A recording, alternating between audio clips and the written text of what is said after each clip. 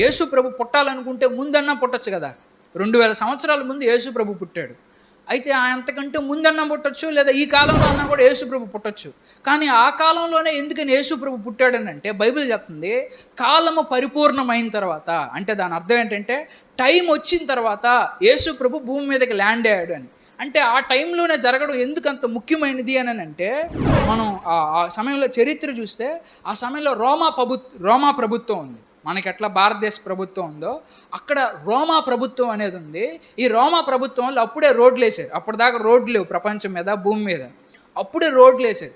ఈ రోడ్లు ఎందుకు ఉపయోగపడతాయనంటే, యేసు ప్రభు వారు ఒక్కొక్క ఊరు తిరిగి ఆయన సువార్త చెప్పాలన్నా, యేసు ప్రభు శిష్యులు మొత్తం దేశాలన్నీ కూడా తిరిగి సువార్త చెప్పాలన్నా, ఆ తర్వాత అపోస్తలుడైన పౌలు వాళ్ళందరూ కూడా యేసు ప్రభు ఏ సువార్తనైతే వాళ్ళు చెప్తాడు అదంతా చెప్పాలన్నా కానీ వాళ్ళకి రోడ్లు, ప్రయాణించడానికి ప్రయాణ మార్గాలు, వస్తువులన్నీ ఉండాలి. ఈ వస్తువులన్నీ ఎవరు సిద్ధం చేస్తారంటే ఈ రోమా ప్రభుత్వమే సిద్ధం చేస్తుంది. అంటే ఆ టైంలో చెప్తేనే, ఆ టైంలోనే సువార్త అనేది అన్ని దేశాలకి వ్యాప్తి చెందదు. అంతకుముందు వచ్చి ఉంటే బహుశా అది పాసిబుల్ అయి ఉండేది కాదు. స్టార్టింగ్లోనే ఆ క్రైస్తవ మత వ్యాప్తి అనేది కొంత తగ్గుండేది. అంత మాత్రమే కాదు, ఆ టైంలో ఇప్పుడు ఎట్లయితే ఇంగ్లీష్ బాగా నేర్చుకుంటున్నామో ఆ కాలంలో గ్రీక్ లాంగ్వేజ్ ఉండేది. ఏ లాంగ్వేజ్?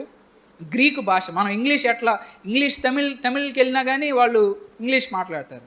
హిందీ అటు సైడు పైకి వెళ్ళినా కానీ అక్కడ కూడా ఇంగ్లీష్ మాట్లాడతారు. ఇంగ్లీష్ అనేది ఏ విధంగా అయితే రకరకాల భాషలు మాట్లాడే వాళ్ళ దగ్గర ఇంగ్లీష్ ఒక్కటి వస్తే ఎట్ట బతికేస్తారో అట్లాగే అక్కడ గ్రీకు భాష అనేది ఆ విధంగా అనమాట. ఈ యేసు ప్రభు పుట్టిన తర్వాత యేసు ప్రభు మాటలను అన్నా సరే, కొత్త నిబంధన అంతా కూడా దేంట్లో ట్రాన్స్లేట్ చేశారంటే ఇంగ్లీష్ భాషలో. అంటే ఏ భాషలో అంటే ఇంగ్లీష్ కాదు, గ్రీకు భాషలో. ఏ భాషలో అంటే మీకు అర్థం అవుద్దని నేను చెప్తా ఉన్నాను. అంటే ఈ గ్రీకు భాష ఏమవుద్దంటే ఒక్క తెలుగు వాళ్ళకి మాత్రమే ఉపయోగపడదు, ఒక్క తమిళ వాళ్ళకి మాత్రమే ఉపయోగపడదు, మొత్తం దేశాలన్నిటికీ ఉపయోగపడుతుంది. ఎందుకంటే గ్రీక్ కల్చర్ అనేది బాగా ఇన్ఫ్లుయెన్స్ చేసింది. గ్రీక్ ఫిలాసఫీ, ఆ ఫిలాసఫీ అవంతా ఏంటంటే వాళ్ళు ఏదైనా కొత్త నేర్చుకోవాలనేటువంటి ఆలోచనలు సిద్ధపరిచింది. అంతకుముందు బాప్తిస్మం ఇచ్చి యోహాన్ అని వచ్చి ఆయన ఏం చేశాడంటే ఇద్దరు లోకరక్షకుడు రాబోతున్నాడని చెప్పి యేసు ప్రభు రావడం కోసం ఒక మంచి పునాదుల్ని ఆయన ఏర్పాటు చేశాడనమాట.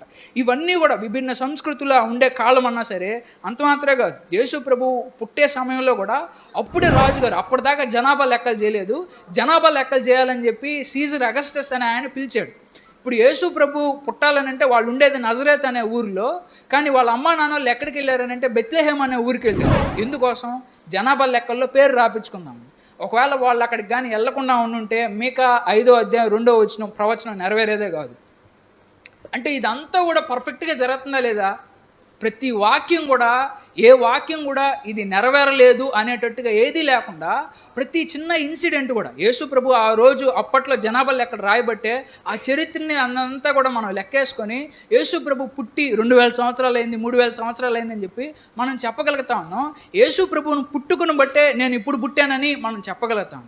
అంటే యేసు ప్రభు ఎప్పుడు భూమి మీదకి రావాలనేది ఆయనకి సరిగ్గా తెలుసు. ఆయనకి సరైనటువంటి టైంలోనే ఆయన భూమి మీదకి వచ్చాడు.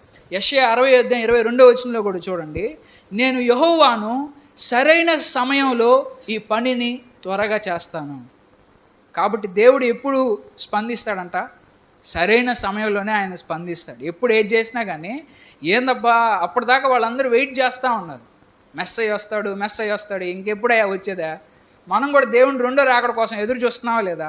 ఎప్పుడు వస్తాడా అని ఎదురు చూస్తూ ఉన్నాం.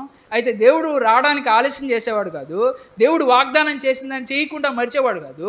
టైం వచ్చినప్పుడు దాన్ని త్వరగా చేసేస్తాడు. ఇందాక మోర్తెక కథలో చూసాం కదా, కొన్నిసార్లు జీవితంలో అంతే, కొన్నిసార్లు జీవితంలో చాలా స్లోగా ముందుకు వెళ్తున్నట్టు అనిపిస్తుంది, కానీ టైం వచ్చినప్పుడు అంతా సడన్గా స్పీడ్గా జరిగిపోయినట్టు అనిపిస్తుంది, మళ్ళీ స్లో అవుతుంది.